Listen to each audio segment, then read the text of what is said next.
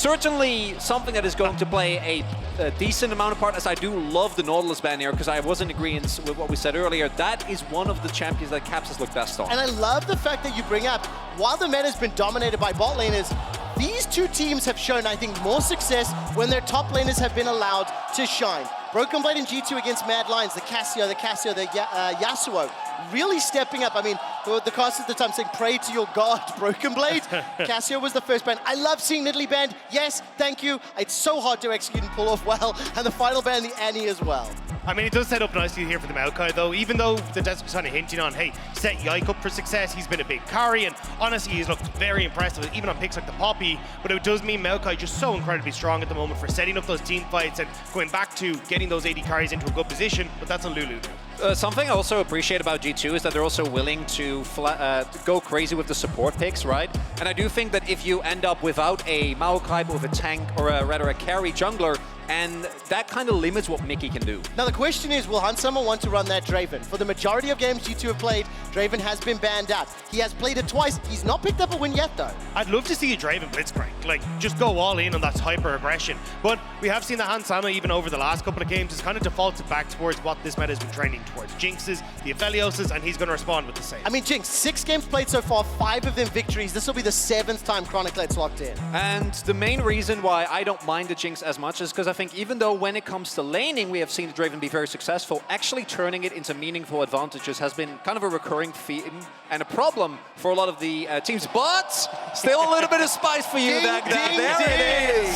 I love the Blitzcrank. We've seen this crop up more and more as an answer into the Lulu, and oftentimes why we kind of seen Lulu being taken as that third pick on red side, where you can actually ban away some of these big support picks. But that does set up a lot here, and I'm really curious to see if Cassante manages to slip through, because he has been so incredibly strong. We've even seen Bin starting to bring it out into the top lane, and it would suit Yugao's pick as well.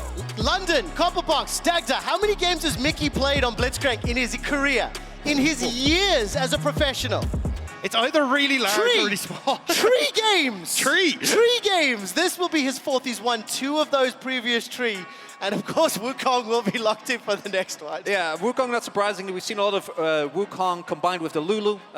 If you're on the offensive, you can really use that combo to go for an frankly unfair amount of knockups. I also think that Jinx, even though ideally you'd like to combine her with Peel, Maokai can kind of fulfill that role as well, particularly into what BLG has already drafted. This is very short range, and Maokai can make it really hard to try and collapse together on an AD carry like Jinx. I am surprised though on the upside to see the AD carries being continued to be banned away here. Look, yes, you've got the Maokai, Tristana does slide into the mid lane, but when we think of Caps both domestically and at this tournament, he's been slotting way more into those more facilitator styles, right? Like the Nautiluses, the Annies, the Lissandras. It hasn't really been him trying to set himself up as a carry. Now, obviously you can default back to the things like the Jace, but even at the domestic level, I wasn't really impressed with his Jace. Also, CG2 here going for the Gnar ban. Gnar is one of the picks that I do think, particularly with Cannon Gun, you can just pick in any situation. Gives BLG a lot more space in the draft if they can just go R for Gnar. You know, we have faith in Bin to play well in this no matter what, and it opens up the space for Yagao, because I do think that as much as the carry performances from these two top laners have been really big, the tournament meta still centers around bot lane, and if you can't have priority in mid, if you can't make plays through that, keeping your bot lane even, or at the very, or ahead, or at least even, becomes really, really hard. And the question I'm going to have now is, BLG, what do they lock in? One would assume a safe mid to allow the counter for top. It's definitely going to be an Ahri. It's so strong with the Wukong. It's managed to slip its way through. Yagao has played that a heap. And it just, as you say, sets up incredibly well for both the mid-jungle combo. But even when you get into team fights, having that dive threat to get onto the Jinx, the backline, but actually not going to be the case. Immediately going to go towards the Sylas, so wanting to get access to that Maokai ultimate. And that is a blind Sylas. That is a vote of confidence, because this is a pick that can really struggle when he is unable to get anything done in early skirmishes, when he's unable to get anything done in the early laning phase. And we'll see what Caps' response been. Secondly, Broken Blade is gonna have to blind something here, and I would love for it to be the Gragas. Can of course go to mid, but Gragas top is so hard to take down, particularly with the Gnar already banned. Yeah, and I think that is probably going to be the case, but I think this Sylas pick is a bit of a call out to Caps, right? Just saying, look, we know that you don't really have anything that could be that big carry. If you want to go towards the Lissandra, well, Sylas does well into that. If you want to take the Gragas, which is already playing in the mid lane, that's fine into that. So unless he wants to go back towards something like the Aurelion Sol that we've already seen from him, but okay! We're going to get the Yasuo Gragas. This is going to be sick. I am a little worried about picking a Yasuo and giving over the Yasuo ult to a team with Wukong and Lulu. No, snag that. But I do think that a lot of this meta thus far has been about team fighting, and Yasuo combined with Gragas gives such insane level of backline threat, and even with a Lulu ultimate, like once you get locked down as a Phelios in that ult, there's not a lot that you can do, as I can't believe Cassante makes it to R5. That's actually insane because the champion has been so incredibly strong. And I do really like that BLG kind of have gone back towards what we've seen traditionally stepping up as the big meta picks, which is beefy front line, try and enable your Phelios with something, or Jinx with something like the Lulu, and just rely on your AD carries, the big hyperscaler. But the problem is when you look across G2, they just have so many threats for Elk. Like when you got the Gragas cast, when you got Lockup coming through from the Maokai, even just the Blitzcrank hooks over the wall as well, it becomes very difficult for Elk to stay safe. And this is something that, like we saw C9 going for as well, where they'd have Huhi diving the backline in the Rakan, the Yasuo popping off. It just makes this game so difficult for the AD carry to play. The question I'm going to ask you, Dagda, is this is now the first Yasuo full caps as the time has run down. He's played Nautilus, Annie, Lissandra, Gragas, Aurelion, so predominantly those facilitate champions. This is the first real sort of carry that we've seen from him. Let's be brutally honest. Caps has not had a strong MSI. He has been struggling, and he struggled domestically as well. How much pressure or how much importance do you put on him having a good performance in this first game in the best of 5? I mean, it's massive. If he ends up falling behind and you don't have that dive threat for the Aphelios, this entire composition essentially falls apart. Like, a lot of this is a case of we want to try and get the Aphelios out of the equation, cause a bunch of disruption, assassinate on the backline, and then set up Jinx to actually just be our main source of DPS. So if you end up with Caps falling massively behind and this Gragas can't really set up for that assassination potential, it doesn't quite work out as G2 are hoping. Oh, the nerves are so high. Copper Box, thank you for the energy, for the noise. It's the middle of a week here in London, and it is a do-or-die series. The first to 3 wins advances to the next round. The loser is eliminated from MSI 2023. Would you say it's a Tuesday, you know? It's a Tuesday here in MSI 2023. As G2 Esports fire out that rocket grab, and you hear the ooze across the Copper Box. Will not find the target there on to Ben. And as we see the rest of the start, a little bit of an invade on the side of BLG. Going to place themselves a ward, potentially at least towards this chicken camp. And Chronicler, as we look ahead now to the next few minutes of gameplay, I'm keeping my eyes down the summoner spells. No teleport for Caps. He's got the flash and the ignite. 2 TPs on the side of BLG. What do you make of the early game, how they're going to play out? Obviously, I think bottom lane could be potentially exciting. Rocket grab into the snap trap. There's a lot of CC there, assuming Mickey can find the targets. Yeah, and that's going to be a big question. And as mentioned previously, I think a lot of it comes down to how much can you get done here in mid lane. I do think Mickey and Hans should be able to have early priority and keep Elk and On kind of on the back foot, both because of the range advantage that Jinx has, the shoving advantage, as well as the fact that you need to respect the Blitzcrank hook.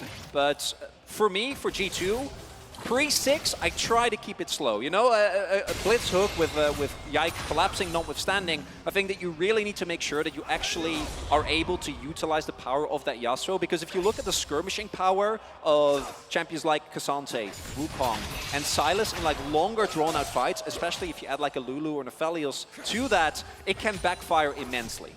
I'm just watching Yike at the moment. He's actually avoiding his red buff for the moment. Knows that there's a ward on it, but I'm curious to see exactly what his pattern is. So we will actually end up showing on it. Did start his Raptors, and that'll give full information now to BLG as to exactly where he started, and will definitely help Elk and On be a little bit safer in this bottom side, especially as you say, because, well, Mickey just going to face check him, but should be able to push to level 2 here, hit that first, and really put the pressure down here.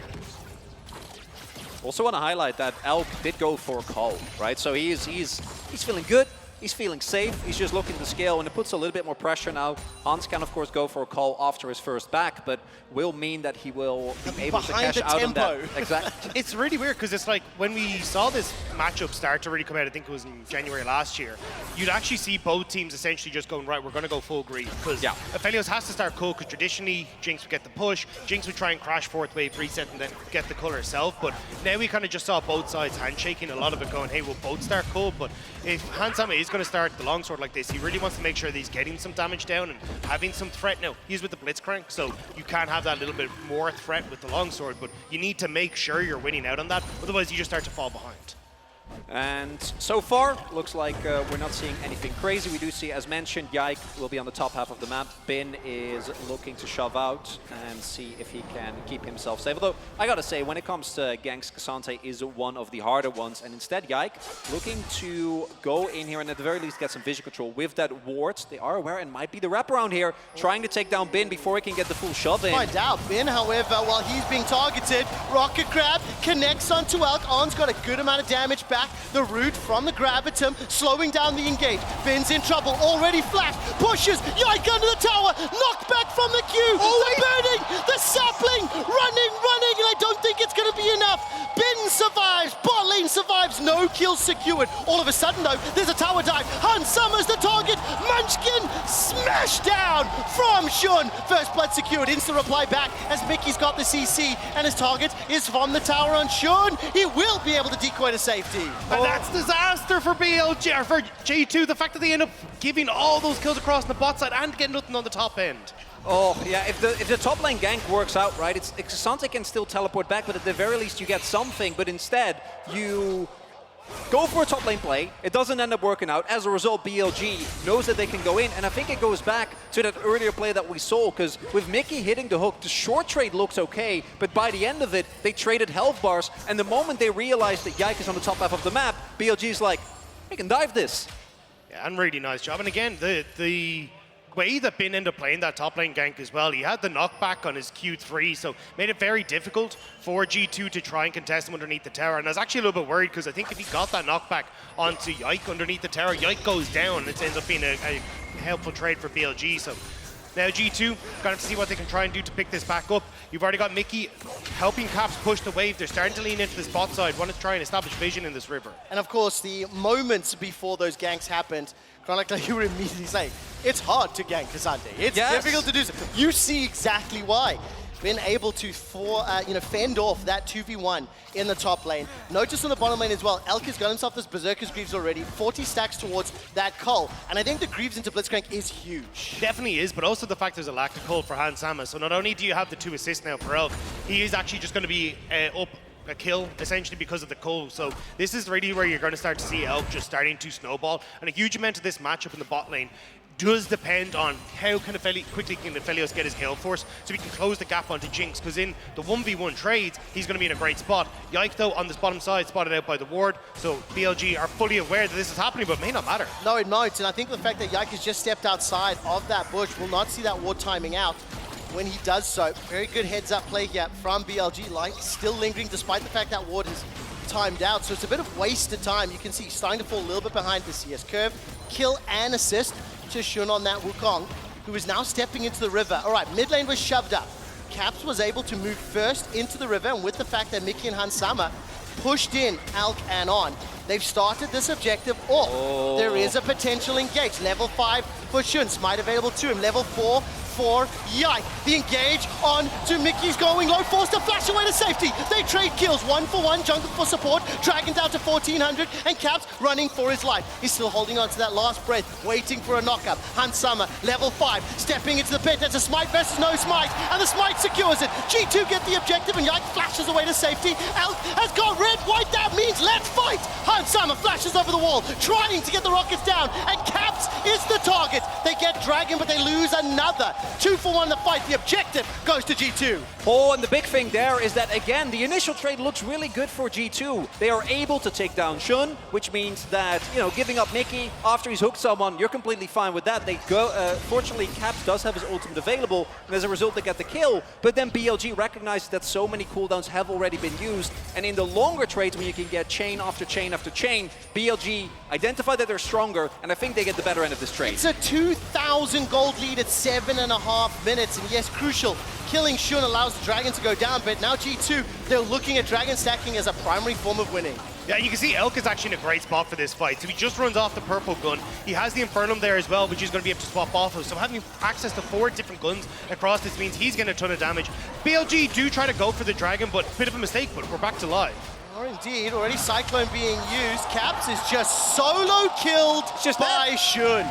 Easy peasy lemon squeezy for BLG. In London, things are looking a little scary for G2 Esports. Yeah, because if you fall this far behind in terms of gold, like the BLG comp, if they can just scrap you continuously, they're going to be so happy, right? Champions like Silas, like Wukong can snowball incredibly hard, and right now, you're already falling behind everywhere that it matters. Oh, Mickey is in trouble. We have to step away, but you can see that a lot of members of G2 are moving up towards this top side. They're aware there's a lot of members of BLG here, and they are worried that Broken Blade may end up being the focus of a dive here. You can see Bane immediately trying to blow out all the waves there, get it crashed underneath the tower, but BLG going to back away. They'll send Elk back to the bot lane, and everything going to go back to normal. All right, Super Mega Death Rocket was fired there from Hans Summer. No flash for him, Caps, or Yike. Targets available for BLG. With the Rift Herald secured in the back pocket of Shun, can drop that in either of those lanes. I'm interested to see where he'll prioritize it. And if there's any tiny silver lining, and please bear with me, Chronicler, forgive me for what I'm about to say. Hit me. It's 2 kills for Ons Lulu. If there was ever a hopium, it's 2 less kills for Elks Aphelios, okay? Quick shot, I'm grabbing at straws. I want to give you the benefit of the doubt. But there is also an Aphelios with a kill and a Wukong. I'm aware of that. Are we gonna Let's see what they can do. 2 of those, we're talking 2 kills, right? 2 kills. On Lulu. One of which was a solo kill so onto Caps where there are for the 2 kills that G2 has? Where are they? You don't need to rub this in, all right? Mickey's Blitzcrank is going to be the difference maker for the 4th time he's ever played this champion. Right now, looking for a target. That wave was pushed in. Even CS across the board. But I think more importantly here is for this composition for G2 to start like thinking about comebacks, they need to stop the bleeding, stop giving over kills. Easy peasy, that's like obvious to everyone. But more importantly, I need to see this Yasuo-Gragas combination paying off. If they can get to Elk on the back line, maybe there's enough time to make plays for the rest of the squad. Nature's Grasp will force the flash, rocket grab onto On. You used this flash a second ago. Great pick. Remember what I said about Mickey and the kills? He does it for G2, Chronicler. The goal efficiency from Mickey off the charts there. Very nicely set up play from G2. Yike showing again why you prioritize the Maokai so highly, able to pick that up early, and then with plays like this, particularly as we saw with the position that Yike had of his ultimate, not a lot that can do, no one from BLG can assist, and it's these type of gold influxes that are critical for G2 if they don't want to lose full control of the map. Especially if they can get them onto that bottom side. A bit sad that Hans Summer doesn't manage to pick up the kill, but I think you can just try and rinse and repeat this, and On like ends up flashing underneath the tower, then blocks the hook for Elk, so he just has nowhere left to go. But again, BLG now, they want to try and respond. They want to try and get Shun into the spot lane. We'll spot out Mickey X. You even got Yagao, who's on the way as well. Look at that minimap. You called it, Dagda, perfectly. Oh! Drag the hook, connects. Shun is nearby, Cyclone's available, gets the knockup. Hans Summer is able to escape for now. Mickey is taken down where he stands. Hans Summer needs a few more seconds before it's available. Yagao will steal away the Super Mega Death Rocket, and it's sidestepped. All of a sudden, Yike looking for the re-engage. We got the TP coming through. Broken Blade is here. Caps inside. Can they get the knock-off? Explosive Cask is available. Where's it going? Broken Blade. There it is! On against the wall. 2 members knocked up, but there's not enough damage. There's not enough follow-up. It's G2 that lose their mid laner. Another kill secured for On, and BLG are in full control. And they throw everything at them. G2 desperately tries to get a kill, get someone. They will at the end. But the play still very much in favor of BLG. They're able to again make use of G2 not being ready. The hook comes through, everything looks okay. But then if Yagao and Shun are so far ahead of the play, that doesn't matter. But the hook comes through and gets out into range to CC them. He has the gravitum, he's able to do it. Yagao underneath the tower here though. Do G2 want to go for it? Shun is spotted on the wing. I don't know how much damage there is, Dagda. You can feel the tension building up. The minion wave is going to be cleared out there by Yagao. He'll pick that up. 0-0-3, got a 700 gold lead. Look at the gold advantages at the bottom of your screen. Almost every single member of BLG ahead of their opposite number. Well, and this, what the observers are showing us here, great job on them, is really, really important because that previous play was already better for BLG, I think, just looking at what happened on bot lane. But Broken Blade TP'd in. Bin has just been slamming against the turret of Shun. Well, Shun is the target. 2, 1, and 4. Warrior tricks to buy some time. Moonlight Vigil comes out. Yike gets his second. On gets turned off. And G2 find 2 picks. And just like that, the Blitzcrank starting to do work.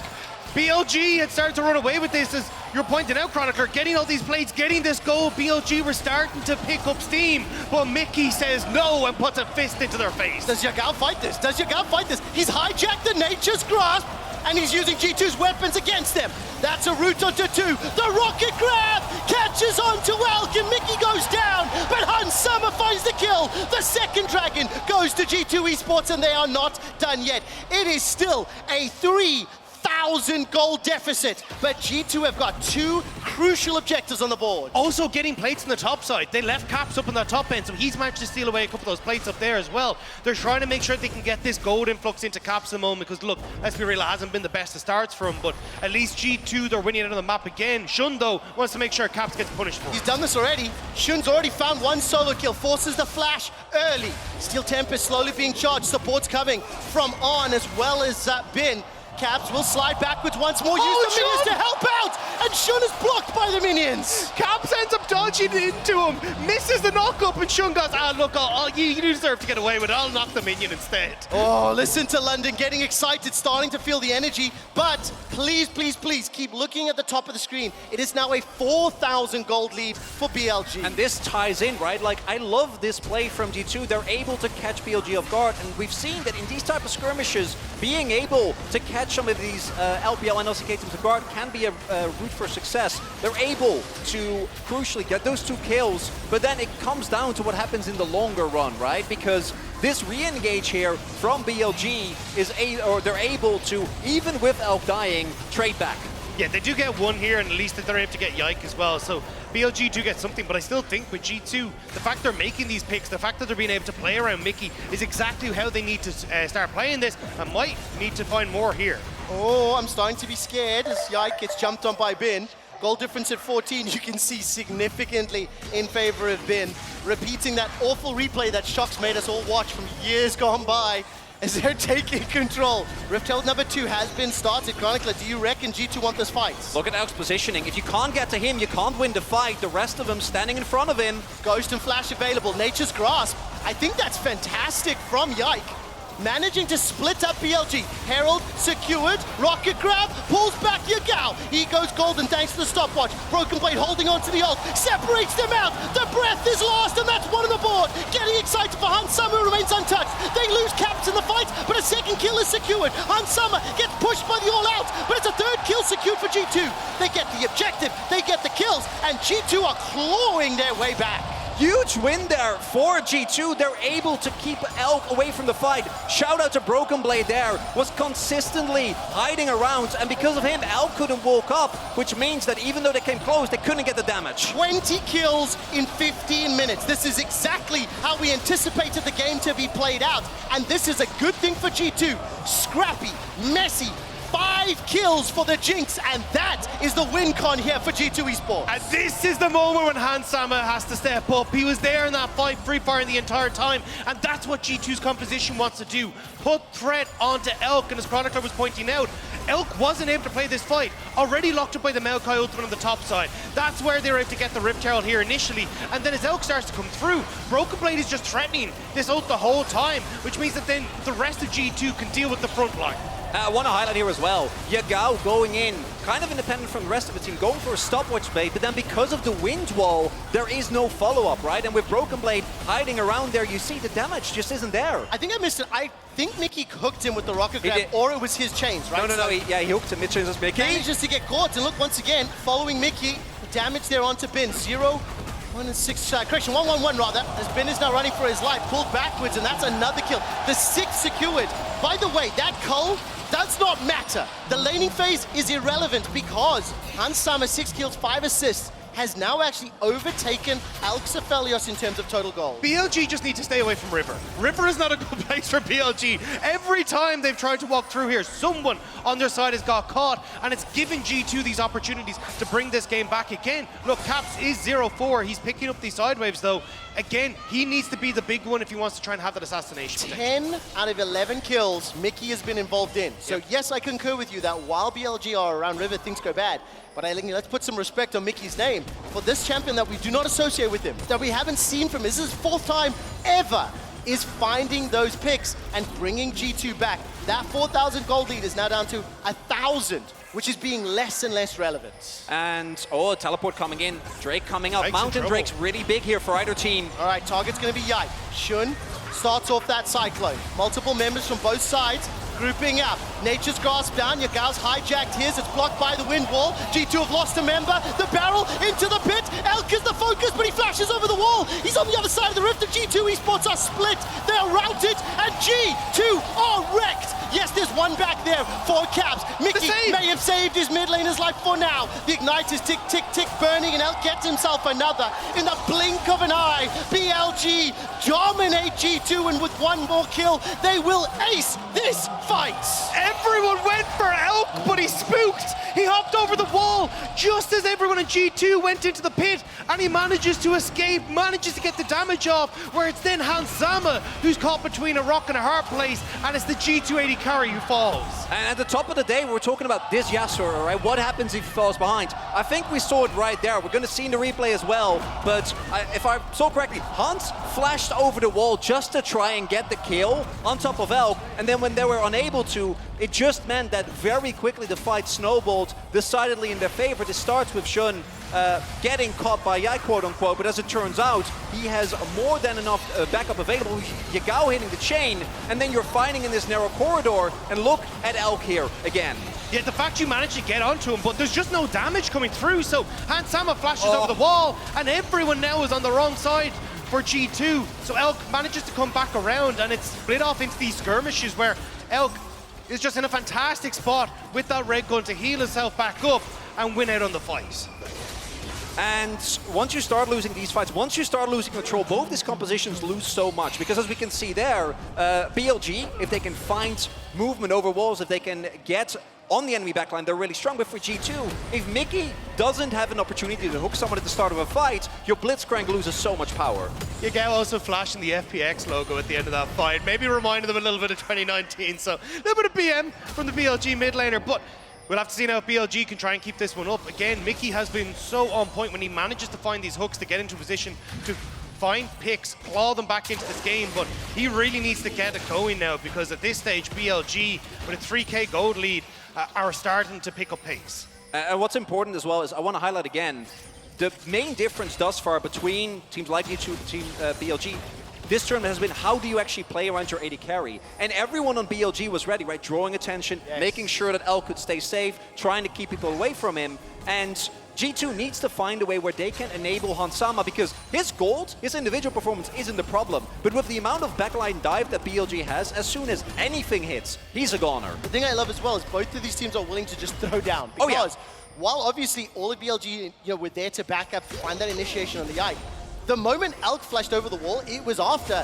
multiple G2 members had flashed into the Dragon Pit. So while, yes, they were playing around him well, G2 chasing it so hard, not finding that instant burst, right?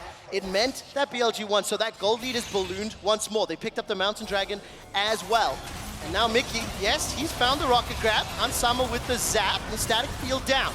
Nature's Grasp is flying, but there's not enough backup. Broken Blade and Bin, they are fighting in the bottom lane. We're 21 minutes in, so London, Copperbox, if this meta has taught me anything, it's time to prep the Baron throws. That's exactly what I'm about to say, because I think Yike using that ultimate, well, it might be a big go button for BLG. They don't have the great guns on towards Elk at the moment, but the fact that you have that Maokai down is why BLG are now starting to congregate around this Baron area. You have to be so careful as G2. Look, yes, you can look for picks, but if you end up throwing out all these ultimates willy-nilly, BLG are not going to be shy of just going towards us.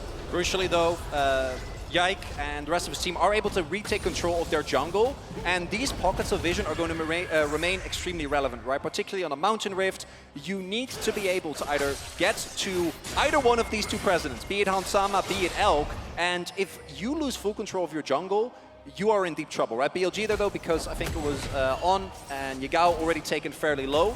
Not going to pull the trigger right now, which I do think is a good call, because this gold lead, while it's there for BLG, a 3.5k gold lead at this point, particularly with how explosive these two comps are, isn't going to matter. Yeah, and I think as well, look at the level difference here. Yagao, with that Roa, he's going to have the, yeah, interesting. Was that Hex Flash or Actual Flash? I think that was his actual flash. I think he basically thought he'd have Hex Flash just as it came up, but I could be wrong. Right, well, either way, level 2 level advantage for Yagao over Caps. It's mirrored by 1 advantage for Broken Blade over Bin. Teleport's available for both top laners, and reminder, Caps does not have teleport, so this will limit some of the side lane plays. Yike, Nature's Grasp was available. Rocket grab, falling just short. And look at the minimap. Ben is grouping up with the rest of the squad. Yagao pushing top lane. So we started this focus or this attention towards Baron. But this is the thing, I think for BLG, they've been so heavy reliant all year on being on a carry, whether it's Jax, whether it's something that can actually threaten the side lane. This isn't BLG's comfort zone, where they actually have been on a Cassandra. You didn't play it a huge amount throughout the split, so now it feels like BLG aren't really sure what they're supposed to be doing, because they don't have that mega threat in the side lane that they can rely on in Bin, and it's just kind of been this back and forth, hey, yeah, we'll push waves and kind of ARAM a little, but they're not actually getting a huge amount done. Look, Dragon isn't 15 seconds, they can play towards that, but it definitely feels like BLG are a bit unsure about what they want to do. I mean, both teams have shown a penchant towards playing for that Dragon, and you can see on the minimap, Shun making his way into G2's territory, placing some wards behind the pit. Question I have is, do G2 want to start the Baron while Dragon is started, or do they want to contest? Right now, G2's leaning towards that Baron objective. Yeah, they are, and I think they should, right? BLG getting an individual Drake, not worth it, but that does mean that as soon as G2 identify that Shun isn't there, they need to actually pull the trigger, because if you give Shun enough time, he's just gonna get the Dragon, and right now, they either need to try and hard commit or start the Baron. We do see, though, Shun is peeling off. Yeah, he's trying to play back and forth, has left the Dragon as they know G2 started this There we one go. up. Yeah, but now, look, BLG, they're fine walking in here. There isn't a huge amount of vision, but Nature's Grasp been used. Reminder, Wind Wall still available. Baron's gone so low. Inside the pit, G2 have secured it, but can they finish the fight? Oh the my God. Vigil has done so much damage. The Cyclone behind Elk is wrecking G2 Esports, and they are dominating. you wanted a Baron throw, and G2 were willing to give it to you. They sit in the pit, the Infernum comes through, and G2 are wiped. I'm gonna call not worth, guys. I don't know about you, but HGI gets a shutdown. Well, he's got himself one. He will be taken out by Elk for the 8th time. That's 8 kills secured for Elk Aphelios. They managed to ace G2. The Barons are removed from the map. The bottom lane is under pressure once Bin teleported in. And we find another instance in this tournament where a Baron turns completely awry. And I think crucial there is that G2, I think you can pull that off, but you have to pull the trigger earlier, right? Because by the time that they started the Baron, Shun was already halfway there. And we know the team fighting power is nicely done. That was really nicely done. The team fighting power of BLG is more than enough. Look, by the time, yes, this Baron goes down fast. Yes, they have the Maokai ult, which doesn't actually get that much done. But crucially, BLG can start this fight knowing that their Wukong is about to arrive. And Elk, I just love the sidestep to get that Moonlight Vigil past the Wind Wall. Yeah, that's it. I mean, at this stage, it's just, you're already kind of stuck as G2. You committed so heavily forward, and BLG are so happy to go in. You've got a bunch of AoE from Yagao. You've got the Wukong is in there. And then, as you say, the Infernum, too, is so much damage. And two different sides of the same coin there in the crowd. Duality of fandom. BLG is celebrating. They still maintain control. 4,000 gold up. They got that Dragon to boot. They've still got 3 towers under their belt. G2 will get a small piece back, at least taking that bottom outer. Now they have to try to defend, and more importantly for me, 3 items complete for both of these bot laners. While, yes, G2 are in a difficult situation, if they are able to find Elk, they can still do it. They just haven't shown me a capability, as all of a sudden Mickey's the next target. He's below 1,000, he's below 500. Elk is godlike. His 9th kill of the game, and in a 5 versus 4, BLG continue to pressure forward. 5-man stack in this middle lane. Particularly when you get these Mountain Drakes, when you start stacking them, one of the biggest win conditions for G2, which is kill Elk, becomes so much harder as the ultimate. I love that hijacks away from the Nature's Gods. Caps is low, Hunt Summer's low. Moonlight Vigil puts them down. While Hunt Summer's got one back, the follow-up damage is simply too much to deal with. Yikes trying to clear out that minion wave as Caps has found himself a route to safety. 4 members down, Mickey's up in 3 seconds time. G2 are holding on by the skin of their teeth. Yeah, no wave and no AD carry here for BLG will definitely slow them down a little bit though. So I think for G2, they will lose the inhibitor, but I imagine BLG will then back away after this one. The fact that Elk went that deep to try and kill Hansama definitely gave them that opportunity to just hold on that bit longer. Oh, they were trying that. Yeah, they were looking for the final push, G2 is able to hold on, at least for now. That play started off, though, with Broken Blade trying to look for a TP flank, which I think is the right angle to try and take right now. But BLG are playing still respectful, and I think you can also start to see them, as we get deeper and deeper into this game, kind of take into account that you can't just discredit G2, but because they are ready, there's not a lot to be done, as even some of the tankier members can't withstand the might of Elk. Yeah, and then Elk just going ham here, goes immediately onto G2 and hands him. Even the fact he manages to get the kill here at all is insane. I mean, I love the fact that it's literally the Gravitum, the binding eclipse that roots it. That's your initiation, so everybody knows that, you know? The Aphelios pick. More importantly for me, if you remember how this game started, it was BLG winning on the top. They survived the gank. BLG, you know, setting up the dive in the bot lane. It then turned into utter chaos. And I think, crucially, BLG have slowed the game down. Yeah. They have managed to play the skirmishes later and later after Dagda made it very clear, just stay the heck out of the river. I think BLG have managed to find and set up these team fights and these skirmishes that are in their favor. It's also very telling, as Dagda was saying, this BLG, they're not playing for sides. This is just straight up continuous 5v5ing, out team fighting your opponents. And it's something that, even in the series against JDG, we saw them try and pivot away from. In this game, not the case. And I think now BLG, they're in a great spot. Again, yes, you've got two items onto Caps, but he hasn't really been a threat for BLG all game long. So that wing we had a Broken Blade trying to assassinate Elk isn't really there. As G2 trying to step up to defend this tower. Yagal's got the barrel. Yagal's hijacked it away. He catches Broken Blade with his own ability. Nature's Cross comes down. It's too little. It might be too late. Elk has slain yet another. 20 of his 25 team's kills involved. Pick up another. The tower falls as well. And while Hans Sama remains untouched, it simply does not matter. He gets one kill onto Shun before Elk takes him down. Elk goes golden using that stopwatch with one more kill. The ace secured once more for BLG. They are inside the base and teleporting to the Nexus. BLG looking to start this series with a 1-0 lead. It was close until it just was not. BLG, they flashed the FPX logo once more. They're looking to close out the game one. Fantastic, chaotic, entertaining, and it's BLG that strike first. Almost 45 kills in about 30 minutes. It is exactly the type of game we expected.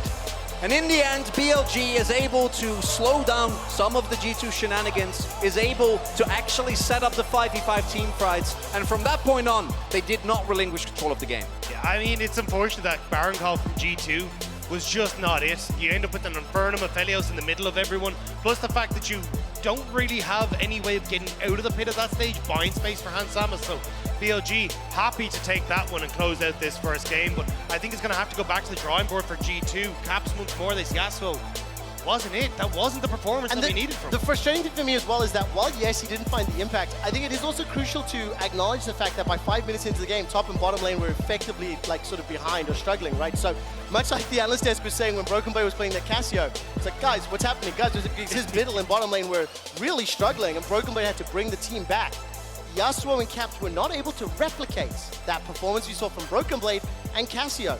So how do they do it now? I think it'll be interesting to see whether we go blue side again or red side. With G2 losing game number one, they will have side selection. I wouldn't be surprised to see a red side to allow multiple counter picks. I just don't know what the team is thinking right now because they have a lot of questions to answer. Yeah, it also goes back to trying to reduce unforced errors, right? Like Shun getting